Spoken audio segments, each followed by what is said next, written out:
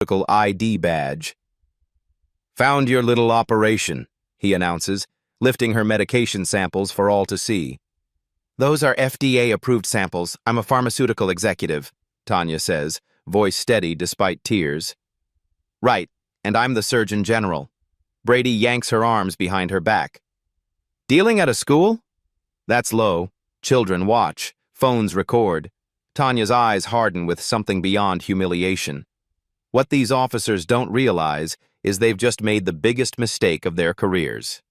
30 minutes earlier, Tanya Williams pulls her new Mercedes SUV into Westlake Academy's pickup line. The 34-year-old pharmaceutical executive checks her reflection in the mirror-tailored navy suit, pearl earrings, hair in a professional updo. Perfect for both today's FDA presentation and school pickup.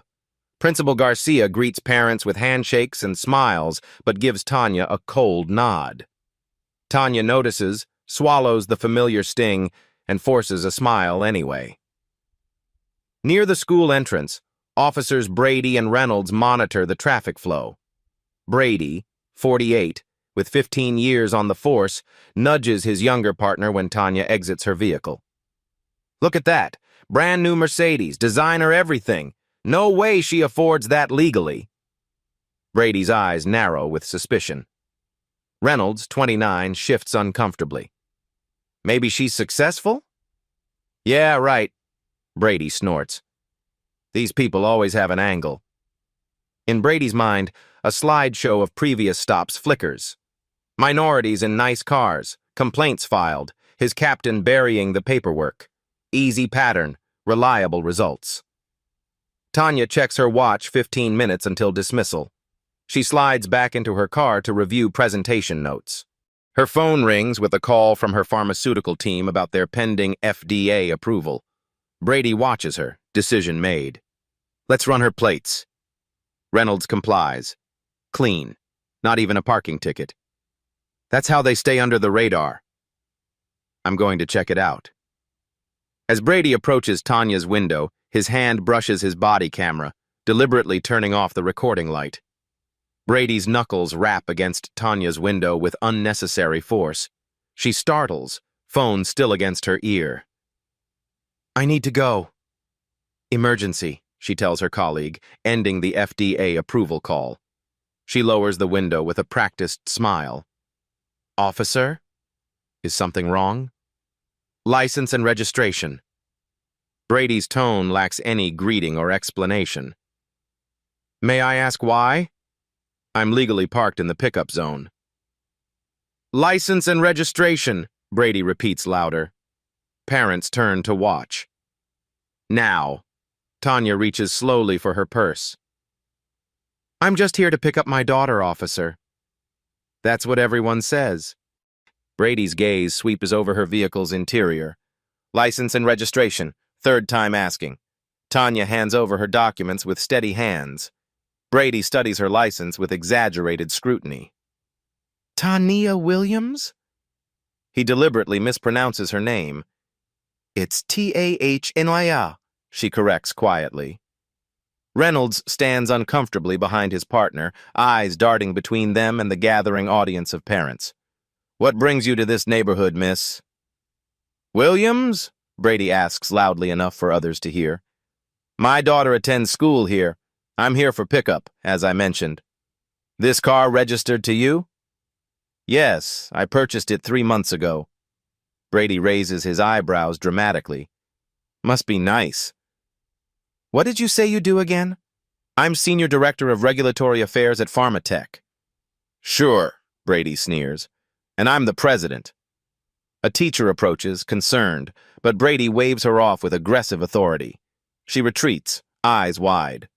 Tanya notices a mother from PTA meetings quietly position her phone to record what's happening. "Step out of the vehicle." Brady's hand rests on his holster. His stance widens, a peacock display of authority. "Officer, I've complied with everything you've asked." What is this about? Tanya keeps her voice level despite her racing heart. "I said step out. I smell something suspicious." Reynolds shifts his weight, eyes darting between his partner and the growing crowd. "Brady, Maybe we should... When I want your opinion, rookie, I'll ask for it. Brady cuts him off. Tanya unbuckles her seatbelt and steps out with dignity, aware of the parents watching. Her charcoal pencil skirt and blazer, the armor of corporate America, now feel like stage costume under their stares. Hands where I can see them. Turn around. Brady's orders come rapid fire. My daughter will be out any minute. Tanya glances toward the school doors. Face away from me. Hands on the car. When she complies, he adds, Now kneel. Excuse me? You heard me. On your knees. The asphalt burns through her stockings as Tanya kneels. Brady begins rummaging through her vehicle without consent, tossing items onto the ground. Her presentation folders, her planner, her lunch, her pharmaceutical samples, small boxes of FDA-approved medications with her company's logo tumble out of her briefcase as Brady upends it. What do we have here? Brady holds up the medication samples. Prescription drugs without prescription labels. Those are pharmaceutical samples for doctors. I'm presenting them to physicians tomorrow. My ID is in my purse. Brady kicks her purse, sending her wallet, keys, and company ID skidding across the pavement. Convenient story. The school doors open. Children pour out. Tanya's 8-year-old daughter Amara freezes at the sight of her mother kneeling on the ground. Their eyes lock. Tanya's pleading for her to stay back, Amara's wide with fear and confusion. Reynolds finally speaks up. Brady, there are kids here. Maybe we should... This is exactly where drug enforcement should happen, Brady interrupts. Before it reaches these kids. As Brady reaches for his handcuffs, something in Tanya's expression shifts from humiliation to steel-cold resolve. Tanya watches her daughter being ushered back inside by a teacher. The woman's concerned glance meets Tanya's an apologetic look that does nothing to ease the knot in her chest. Something hardens in Tanya's core. Not fear, not even anger. Something colder, more calculated, more dangerous. Brady snaps handcuffs onto her wrists, tight enough to bite into her skin. Tanya Williams, you're under arrest for possession of controlled substances with intent to distribute. Those are legal samples, as my company ID clearly shows. Save it for the judge. Brady yanks her to her feet. Though they never believe... He stops mid-sentence, noticing Tanya's watch for the first time. Not a fashion accessory like her other jewelry, but a matte black military-grade smartwatch. Something about it gives him pause.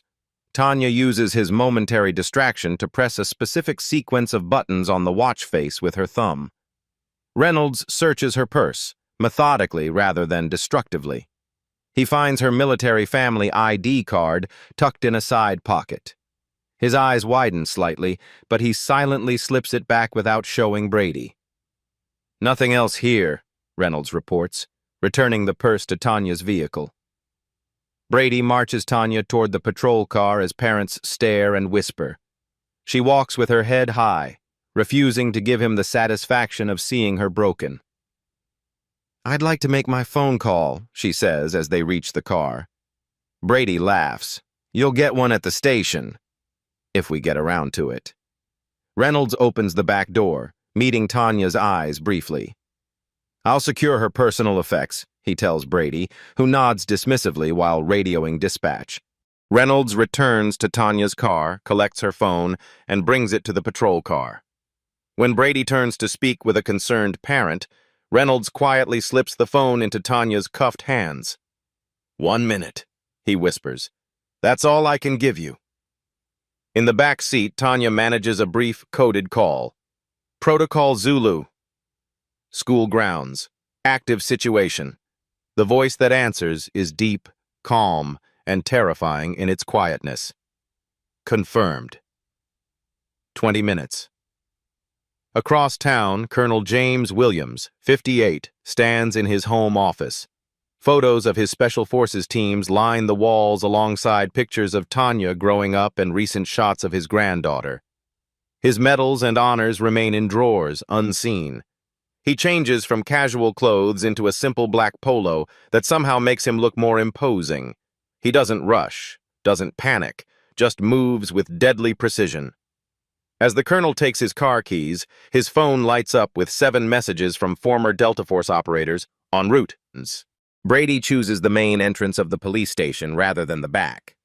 He parades Tanya through the busy bullpen, past rows of desks where officers look up from their work. "Got a live one," he announces, steering Tanya by her elbow. "Dealing prescription drugs at Westlake Academy." Officers stare. Some shake their heads. Others return to their work, uninterested in Brady's latest catch. Captain Griffith emerges from his office, coffee mug in hand. "What's the commotion, Brady?" "Drug bust, sir. Caught her with unmarked prescription meds at the elementary school." Brady stands taller. "She was about to distribute when we intercepted." Griffith studies Tanya, her professional attire, her calm demeanor. His eyes narrow. "Evidence?" "In the car. Reynolds is logging it now." Brady tightens his grip on Tanya's arm. "Going to interview her." "I'd like to make my phone call," Tanya says. Her voice carries across the room, steady and clear. Brady ignores her, pushing her toward interrogation. Griffith raises an eyebrow but returns to his office with a tired sigh. In the stark interrogation room, Brady roughly seats Tanya at the metal table. "Sit tight. Think about how much trouble you're in." The door closes. Tanya sits alone, eyes fixed on the clock above the one-way mirror. She notices the camera in the corner and adjusts her position to face it directly. 6 minutes later, Brady returns without Reynolds. No notebook, no recording device. He doesn't read her rights. "So," he leans across the table, "let's talk about your little side business." Tanya looks directly into the camera. "I wish to make my phone call and speak to my attorney." Brady follows her gaze to the camera, then reaches up and adjusts it away from them. Camera's been glitchy all week. He slams his hand onto the metal table. "You'll speak when I say you can speak." He circles behind her like a shark. "Child Services will be interested to know how Mommy funds her lifestyle. How long before they determine you're an unfit mother?" Tanya's expression doesn't change, but her eyes track the minute hand of the clock. Outside the station, a black SUV parks directly in the fire lane, and Colonel Williams steps out with 2 men carrying briefcases. The front desk officer looks up as 3 men enter the station. 2 wear tailored suits with subtle American flag pins. The third, older, with military short gray hair and ramrod posture, wears a black polo that somehow looks more formal than their suits. "May I help you?" The desk sergeant's voice shifts from boredom to attention, responding instinctively to the lead man's presence. "Colonel James Williams." His voice is quiet but carries. No hand extended, no smile offered. "My daughter, Tanya Williams, was brought in approximately 17 minutes ago. I'm here to see her." The desk sergeant checks his computer. "She's being processed. No visitors during initial—" "She hasn't been processed," the man to Williams' left interrupts. "I'm Martin Carter, civil rights attorney. Miss Williams hasn't been read her rights, hasn't received her phone call, and is being interrogated without counsel present." The second man places a business card on the desk. "Trevor Harrison, Judge Advocate General's Corps. We have reason to believe Miss Williams is being detained without probable cause." The desk sergeant begins reciting procedure until Colonel Williams slides over his military ID alongside a civilian government security clearance, so high the sergeant's eyes widen. "Additionally," Williams says calmly, "State Attorney General Robertson is a personal friend. I'd rather not involve her on a Saturday." Meanwhile, Captain Griffith reviews the arrest report in his office. The details don't align. He pulls up Brady's body camera footage, or tries to. The system shows it stopped recording 20 minutes before the arrest. He calls Reynolds into his office. The younger officer enters, tension visible in his shoulders. "Reynolds," Griffith begins. Tell me what actually happened at that school. Reynolds stares at his hands. Sir, there was no probable cause. Brady saw an African-American woman in an expensive car and decided she couldn't have gotten it legally.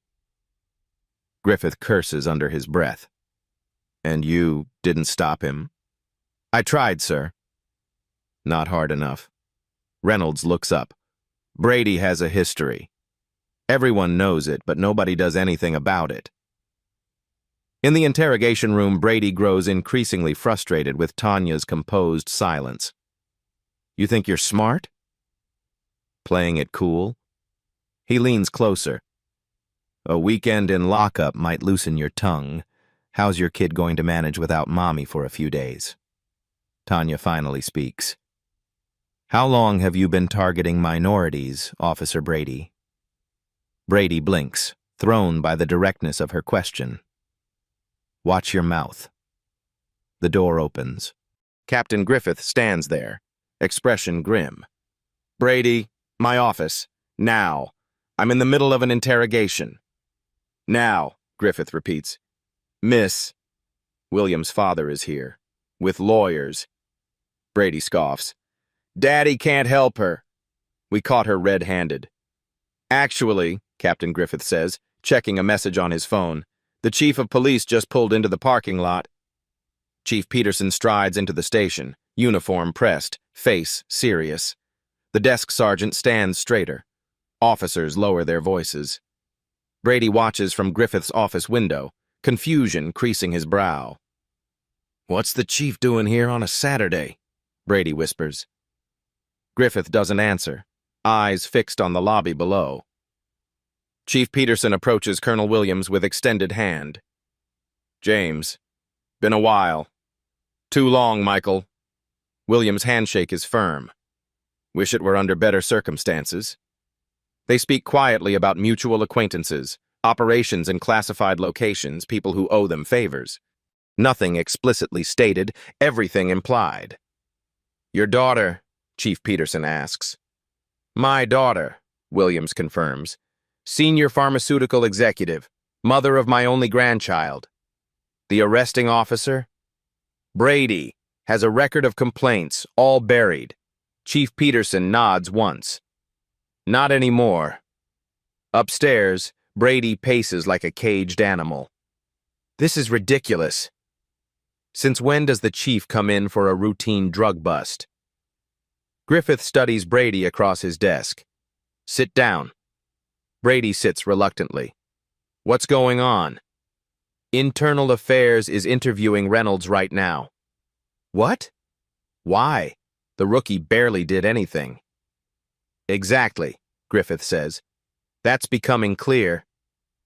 In a separate room, Reynolds sits across from two IA officers, describing previous incidents, traffic stops targeting minorities, evidence planted, complaints ignored.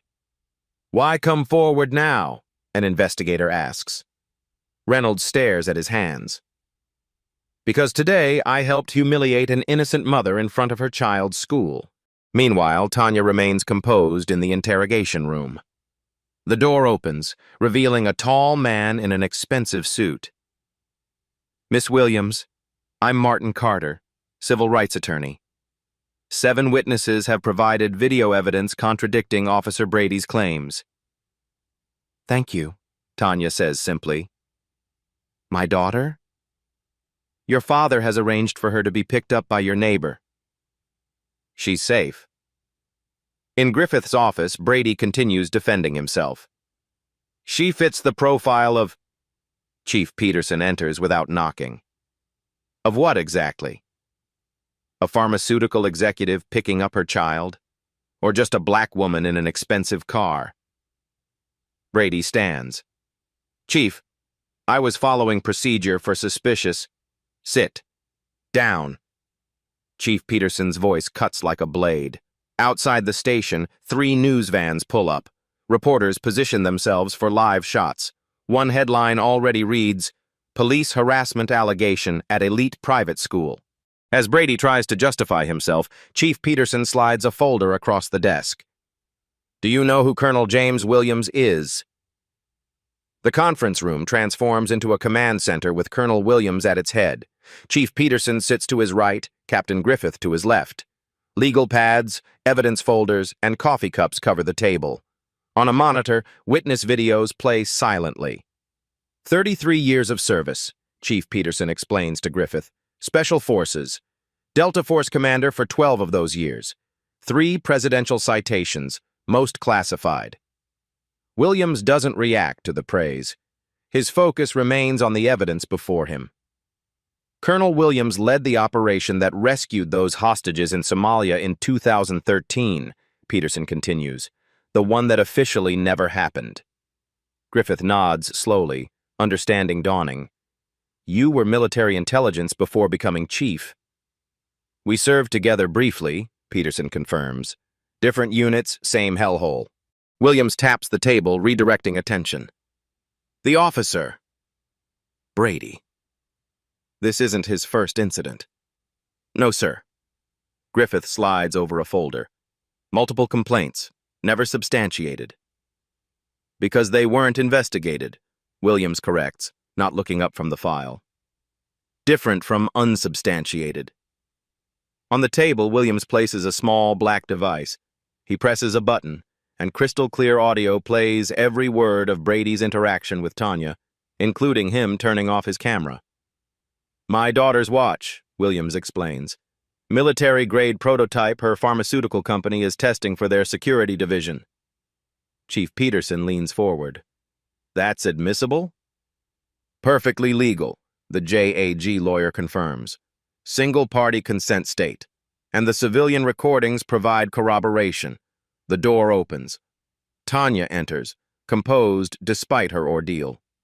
Williams stands immediately, embracing his daughter with surprising gentleness for such a formidable man.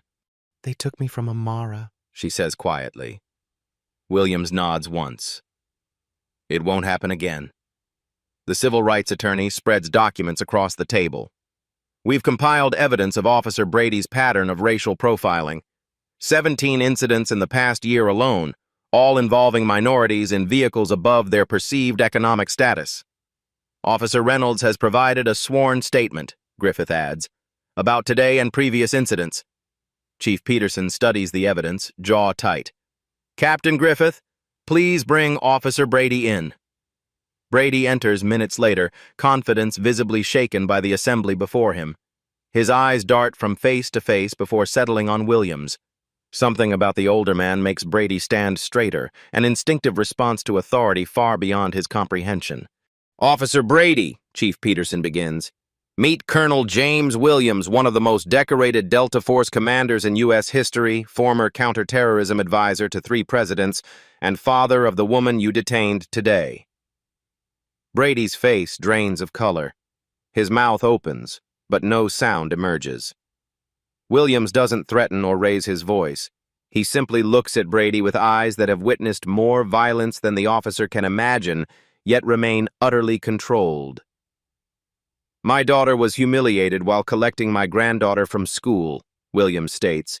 You violated her civil rights, abused your authority, and demonstrated a pattern of behavior unbecoming an officer. Brady finds his voice. Sir, I was just following... Don't, Williams interrupts softly. You weren't following anything except your own prejudice. The civil rights attorney steps forward. Our team will ensure a full investigation into your conduct throughout your career, Officer Brady. A knock at the door reveals an elegant woman in a designer suit, flanked by 2 men carrying leather portfolios. Elizabeth Park, CEO of Pharmatech, Griffith whispers to Chief Peterson. Tanya, the CEO approaches. The company's full legal resources are at your disposal. The board is unanimous. Outside, more news vans arrive. A police spokesperson attempts to manage the growing media presence. Brady's world collapses around him as he realizes the full magnitude of his mistake. These aren't powerless victims he can intimidate. These are people with the influence, resources, and determination to destroy him. As the implications sink in, Brady's phone buzzes with a text from his union representative. Don't say another word. This has gone national. The headline dominates every local news channel by morning. Police officer accused of racially profiling pharmaceutical executive. Tanya's professional headshot appears beside grainy cell phone footage of her kneeling in the school parking lot. The contrast between her dignity in the photo and her humiliation in the video creates a visceral public reaction. Before the markets open, Pharmatech's communications team works through the night to craft a powerful statement. CEO Elizabeth Park personally reviews every word. Pharmatech stands unequivocally with our Senior Director of Regulatory Affairs, Tanya Williams, following her unwarranted detention. The company condemns the discriminatory treatment Ms. Williams endured and announces a comprehensive examination of police interactions with minorities in all communities where we operate. We believe in equality under the law and will leverage our resources to ensure it. The statement sends ripples through both corporate and law enforcement circles. Pharmatech, with its billions in market capitalization and thousands of employees nationwide, wields significant influence. Their stock opens slightly higher. Investors appreciate decisive leadership in crisis. Financial analysts note that companies taking strong social justice stances often outperform more cautious competitors. Colonel Williams activates his network with military precision. No threats, no grandstanding, just short, purposeful calls to former colleagues now positioned throughout government, media, and corporate leadership. Each conversation follows the same pattern: brief acknowledgement of shared history, concise description of the incident, and a simple request. Not asking for favors, he tells each one. Just asking for attention to a systemic issue that happened to affect my family this time. His approach proves devastatingly effective. By noon, the state's attorney general announces a review of all Brady's arrests over the past 5 years. By evening, 3 neighboring police departments announce internal audits of their own complaint procedures. The police union issues a carefully worded statement about supporting officers while holding them accountable to the highest standards. Inside police headquarters, Internal Affairs commandeers a conference room, walls soon covered with complaint files previously marked resolved without investigation. The pattern emerges clearly: minorities in nice vehicles, confrontational escalation, charges that get dropped after damage is done. In each case, the person's dignity and reputation suffer lasting damage while Brady moves to his next target. Captain Griffith sits alone in his office, reviewing video from Tanya's interrogation, watching Brady adjust the camera away before threatening her. The evidence of deliberate misconduct sickens him. He makes a decision that will define the remainder of his career, picking up his phone to call the Oversight Committee directly.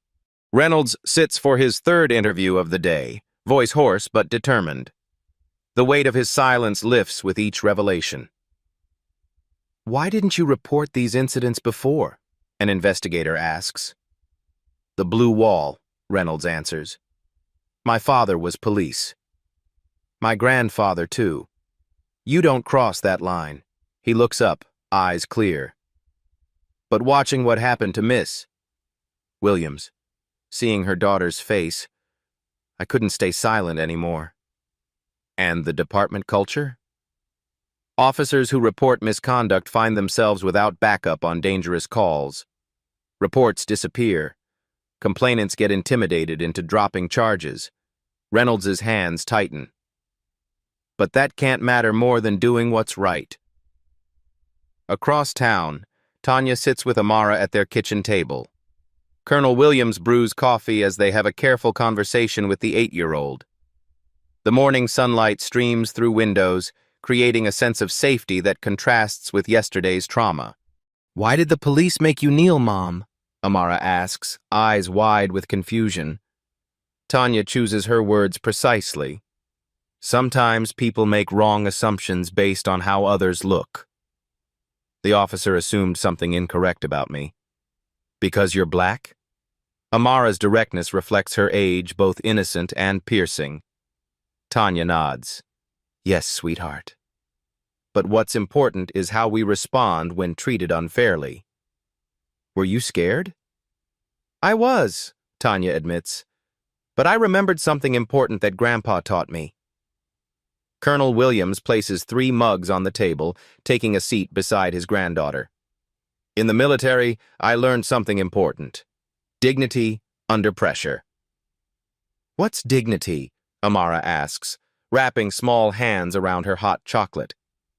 It means knowing your worth, he explains, even when others don't see it. Tanya squeezes her daughter's hand. And it means standing up properly, not just for yourself, but for others who might face the same treatment. Amara considers this. So you're going to help other people the police were mean to? We are, Tanya confirms. All of us together. That afternoon, Pharmatech's CEO meets with Tanya and a team of corporate strategists. The company announces a 3-point initiative that expands their influence beyond pharmaceuticals into social justice. First, legal support for Tanya and policy advocacy for police reform. Second, funding for police body cameras and de-escalation training in communities where their employees live. Third, establishing a corporate coalition to address systemic bias in law enforcement through measurable outcomes and transparency. This isn't charity, CEO Park tells the board during an emergency session. It's ensuring our employees can drive to work without fear. It's protecting our talent. It's living our values in ways that matter. The initiative's budget $8 million passes unanimously. Brady faces suspension without pay pending investigation. The police union initially provides legal representation, but gradually distances itself as video evidence becomes overwhelming. His previous victims, emboldened by media attention, come forward with similar stories. He told me I couldn't possibly afford my car legally, one man tells reporters outside headquarters. Suggested I was a drug dealer. I'm an orthopedic surgeon. The cameras capture his hospital ID, emphasizing the absurdity of Brady's assumptions. A woman in her 60s, elegant in a church hat, describes being made to stand in the rain while Brady searched her vehicle after a choir practice. He said my Cadillac seems suspicious in that neighborhood. I've lived there 40 years. Each testimony builds the case that Brady's actions weren't isolated incidents, but a pattern of targeted harassment. Chief Peterson calls a department-wide meeting. Officers fill the room, tension thick enough to touch. Some stare at Reynolds with open hostility. Others avoid looking at him entirely. Today we're having a difficult conversation about trust, Peterson begins. Trust with the communities we serve, trust within our ranks, and trust in our systems of accountability. He outlines immediate changes: body camera compliance audits, civilian review for all complaints, anti-bias training, and consequences for officers who fail to report misconduct. The thin blue line doesn't protect those who betray the badge, he concludes. It never should have. Captain Griffith meets with Colonel Williams and Tanya in a quiet coffee shop away from media attention. He places his badge on the table between them, not surrendering it, but acknowledging its weight and responsibility. I want to personally apologize, he says. Not just for Officer Brady's actions, but for a culture that allowed those actions to continue unchecked. Williams studies him. What will change, Captain? Everything that needs to. Griffith meets his gaze steadily. I failed as a leader. That stops today. As public pressure mounts, the mayor calls a press conference. Standing before a wall of microphones, she announces a special hearing on police conduct. We've invited Tanya Williams as our key witness, the mayor declares. This isn't just about one incident or one officer. It's about ensuring equal protection under the law for every citizen. As community leaders rally around the upcoming hearings, Brady receives notice of criminal charges for civil rights violations under color of law. The city council chambers overflow with attendees. Television news cameras line the back wall, red lights blinking like watchful eyes. Community activists sit alongside corporate representatives. Police leadership occupies one section, officers in another, creating visible divisions in the room. Brady enters with his attorney, face haggard from weeks of media scrutiny and sleepless nights. Gone is the swagger, the certainty of immunity.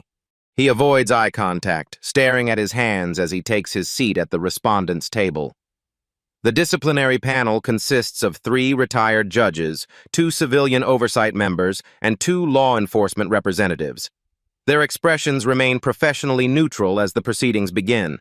Brady's attorney presents their defense first, emphasizing the difficult nature of policing, split-second decisions required in uncertain situations, suspicious circumstances that justified investigation. The arguments sound increasingly hollow as evidence mounts against his client. Officer Brady was following standard procedures for suspicious activity, his attorney argues. And what, specifically, was suspicious about Ms. Williams?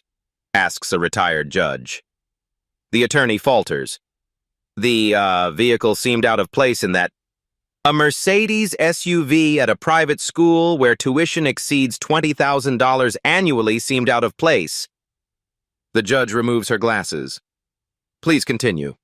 4 of Brady's previous victims testify in succession, their stories following the same disturbing pattern. Minority drivers in nice cars, immediate suspicion, public humiliation, charges later dismissed, but damage already done. Dr. James Carter, a pediatric orthopedic surgeon, describes being forced to lie face down on the pavement during a traffic stop. Officer Brady said I couldn't possibly afford my car legally, suggested I was a drug dealer. I was still wearing my surgical scrubs from a 12-hour shift saving a child's leg. A retired teacher, Mrs. Eleanor Davis, elegant in a church hat, describes being made to stand in the rain while Brady searched her vehicle after a choir practice. He said my Cadillac seemed suspicious in that neighborhood. I've lived there 40 years and taught half the children on that block. Each testimony builds the case that Brady's actions weren't isolated incidents, but a pattern of targeted harassment, systematically aimed at minorities who appeared to defy his expectations of their economic status. Reynolds testifies next, voice steady despite the weighted stares of fellow officers. Some officers glare with open hostility. Others avoid looking at him entirely. The physical embodiment of the blue wall becomes visible in this moment. Officer Brady targeted minorities in expensive vehicles as a matter of routine, Reynolds states clearly. When I questioned these stops, he said, and I quote, "They always have something to hide. Just keep looking until you find it." And why didn't you report this behavior? A panel member asks. Reynolds takes a deep breath. Because the culture protected him. Reports disappeared from the system. Complainants were intimidated into dropping charges, and officers who spoke up found themselves without backup on dangerous calls. He straightens his shoulders. I was wrong to remain silent. That silence made me complicit. The testimony creates visible unease among police leadership. Chief Peterson's expression remains stone-like, but his eyes never leave Reynolds, measuring the courage required for this testimony and recognizing what it will cost him. When Tanya takes the stand, the room falls completely silent. She wears a simple navy dress, professional yet approachable. No designer labels today, nothing to trigger the prejudice that initiated this chain of events. She describes the incident with clinical precision, neither dramatizing nor diminishing the experience. The video evidence plays alongside her testimony, her kneeling on burning asphalt, her pharmaceutical credentials scattered, her daughter watching in confusion and fear. What happened to me wasn't unique, Tanya concludes. What's unique is that I had resources to respond. I had a father with connections, a company with influence, witnesses with courage, and evidence that couldn't be ignored. She looks directly at the panel. Most people who experience this kind of treatment have none of these advantages. I don't seek vengeance for myself. I seek accountability and change for everyone who hasn't had access to the resources and support I'm fortunate to have. The panel chair turns to Brady. Officer Brady, do you wish to make a statement before we deliberate? Brady rises slowly, ignoring his attorney's whispered caution. His face shows the collapse of certainty, the recognition of consequences long avoided. I believed I was doing my job, he says, voice barely audible. I've told myself that for years. I see now that I was wrong, not just about Miss Williams, but about many stops before her. He looks up. I can't change what I did, but I won't pretend it was right. The admission surprises everyone. Not enough for redemption, but perhaps the beginning of recognition, the first step toward something better than denial. Colonel Williams is the final witness. He appears in civilian clothes, nothing in his appearance announcing his military background. He doesn't speak of classified operations or elite training. Instead, he talks about raising a black daughter in America and his hopes for his granddaughter. I've led men into combat, faced enemies abroad, he says quietly. Yet my greatest fear has always been that I couldn't protect my daughter from prejudice at home. That fear became reality when she called me from the back of a police car. He speaks of Amara, his granddaughter, and her questions about why police officers would treat her mother poorly. She should never fear those sworn to protect her. No child should. The hearing concludes with the panel's unanimous decision. Brady's termination, recommendation for criminal charges, and most importantly, systemic reforms including independent review of complaints, revised training protocols, and community oversight. Reynolds receives disciplinary action for his previous silence, but is given the opportunity to help lead the department's reform efforts, a chance to transform his regret into positive change. This hearing isn't the end, the panel chair announces. It's the beginning of accountability that's long overdue. As Brady surrenders his badge and gun, news breaks that 5 neighboring police districts have scheduled similar accountability hearings. 6 months later, Tanya stands before a room of police cadets and veteran officers. Behind her, a presentation screen displays Pharmatech's new Police Accountability Initiative logo, an abstract design showing balance scales blended with a medical caduceus. De-escalation isn't just a buzzword, she explains, moving confidently before the group. It's a skill set requiring practice, feedback, and commitment, similar to the precision we demand in pharmaceutical development. The officers watch attentively as she demonstrates the mental health crisis simulation her company developed. No eye-rolling, no crossed arms, just focused engagement from a department now committed to meaningful change. This simulation places you in situations where the old responses would escalate conflict, Tanya continues, inviting a young officer to try the virtual reality headset. It measures your breathing, pulse rate, and stress indicators to show you exactly when your training falters and emotion takes over. Across town, Colonel Williams consults with State Police Academy leadership. His military experience translates perfectly to law enforcement training, emphasizing discipline and leadership without excessive force. The walls display the new training curriculum, the Williams Protocol now formally adopted statewide. Authority isn't proven by domination, he tells instructors gathered around a table covered with revised training manuals.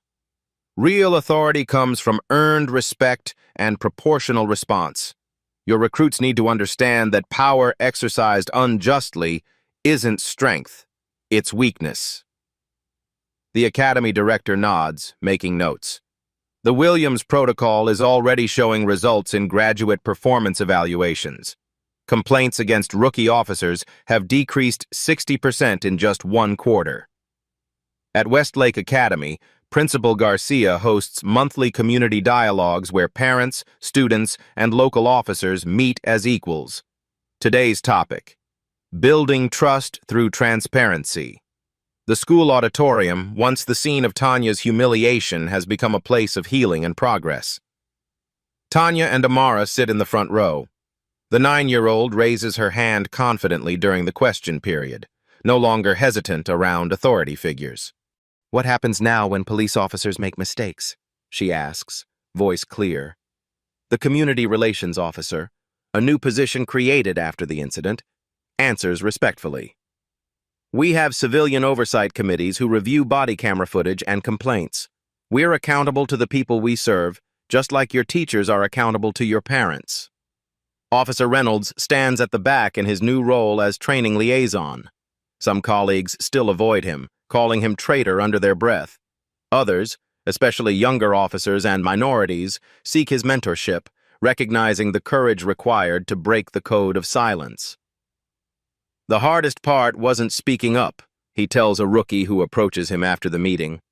It was knowing I waited too long to do it. The police union initially resisted changes, but public pressure and leadership from Chief Peterson prevailed. Now they highlight reformed officers in their communications, showcasing a commitment to professional standards that protects good officers from association with those who abuse their authority. Brady's case study appears in ethics training across the state. Not portrayed simply as a villain, but as a cautionary example of how unchecked bias escalates to misconduct, destroying careers and endangering communities. His actions serve as a teaching tool for identifying early warning signs in officer behavior. The statistics speak for themselves. Complaints against officers decreased by 43% in districts implementing the reforms. Body camera compliance reaches 100%, with footage regularly reviewed by civilian committees. Traffic stops show no racial disparities for the first time in department history. Pharmatech's initiative spreads to other corporations as CEO Park presents their model at business leadership conferences nationwide. CEOs recognize that employee safety extends beyond office walls to include interactions with authority figures.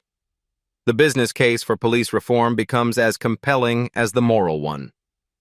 When our employees face discrimination, Park tells a gathering of Fortune 500 executives, it affects productivity, retention, and ultimately our bottom line. This isn't charity, it's sound business practice. Governor's data shows neighboring communities adopting elements of what media now calls the Williams Protocol, named not for the colonel's military background, but for his daughter's courage in speaking truth to power. What began as one family's response to injustice has grown into a model for systemic change. As positive changes spread throughout the state, a bipartisan police reform bill incorporates key elements of the Williams Protocol at the national level.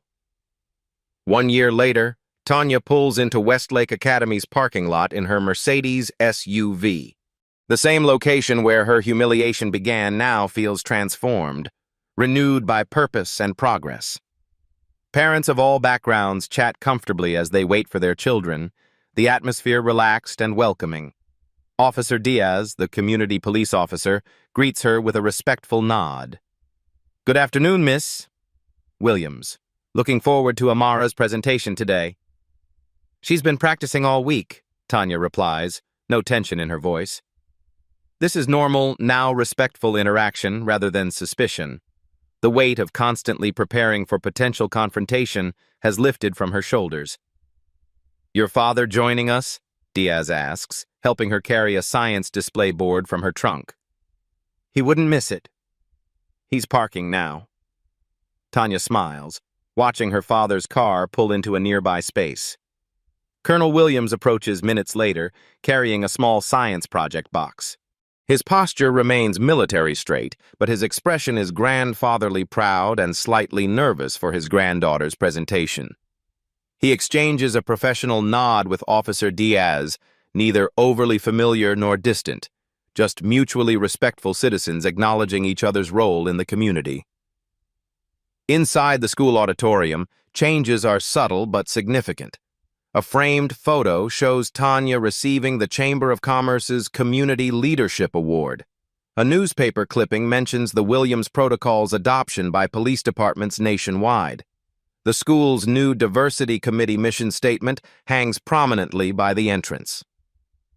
Principal Garcia, once cold toward Tanya, now introduces her as the parent coordinator for the school's Community Relations Committee.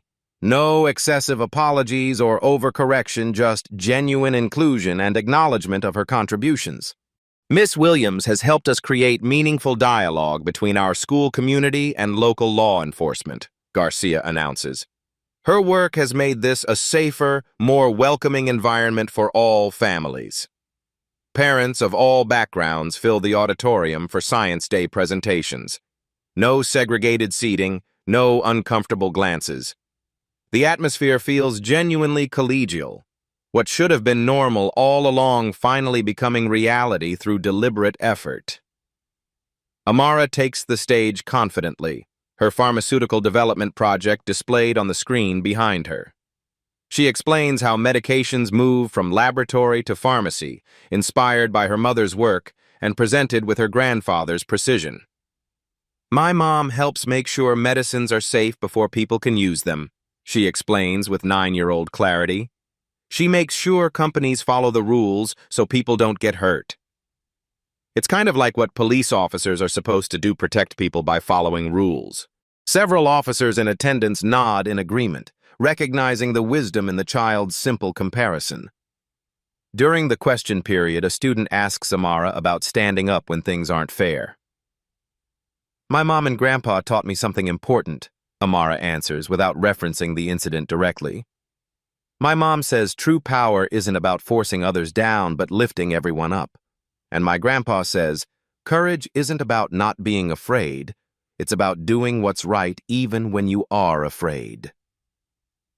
As the presentations conclude, Tanya notices Officer Reynolds, now a community liaison officer, speaking with a group of students about Career Day.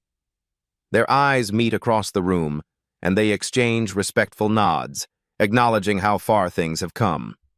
Not friends, perhaps, but allies in a better system.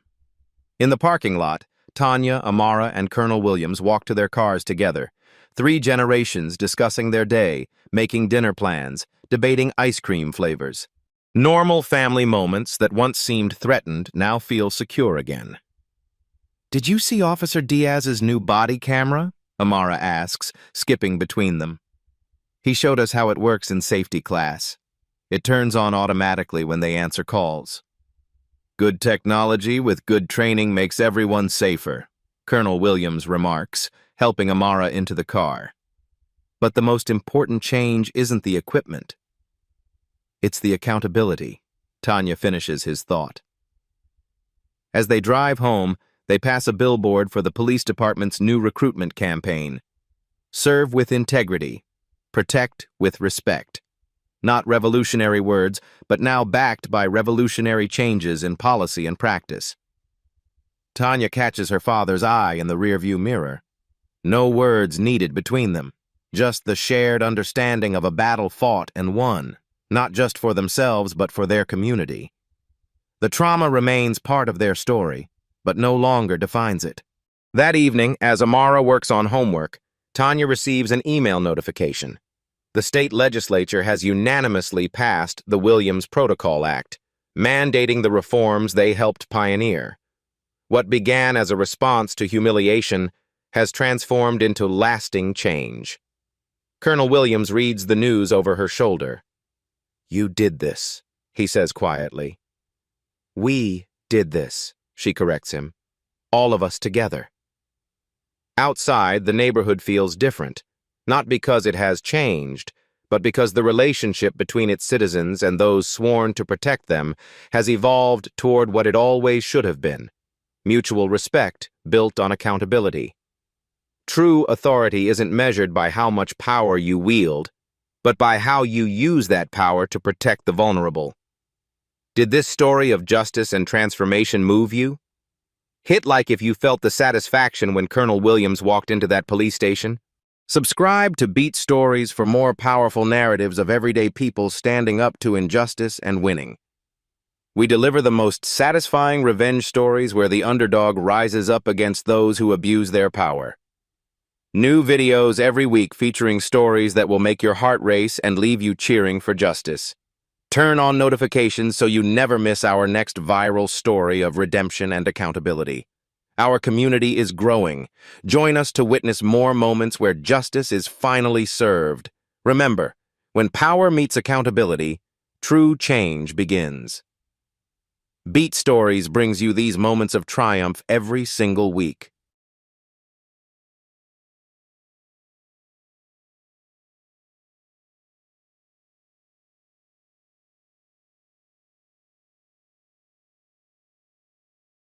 You've seen the story. Now what will you do with it? At Beat Stories, we believe reflection is good, but action is better. Subscribe, share, speak, because awareness is only the first step.